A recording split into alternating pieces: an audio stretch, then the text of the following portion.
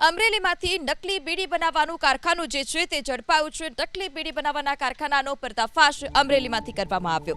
મણિનગર વિસ્તારમાં નકલી બીડીના કારખાનાનો પર્દાફાશ થયો છે। નકલી તમાકુ અને બીડી બનાવતા શખ્સને પોલીસે ઝડપી પાડ્યો। આરોપી ઇરફાન પઠાણની ધરપકડ કરવામાં આવી છે। આ સાથે 4.36 લાખનો પણ મુદ્દામાલ કબજે કરાયો।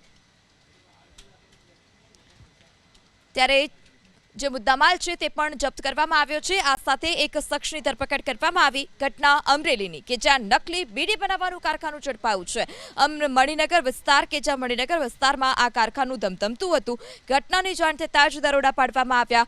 એક શખ્સની ધરપકડ કરવામાં આવી છે। આ સાથે જે નકલી તમાકુ હતું, નકલી બીડી બનાવતા હતા જે શખ્સો, તે પણ શખ્સોને જપ્ત કરવામાં આવ્યા છે। આ સાથે જે નકલી તમાકુ હતું તે પણ કબજે કરવામાં આવ્યું છે। 4.36 લાખનો મુદ્દામાલ જપ્ત।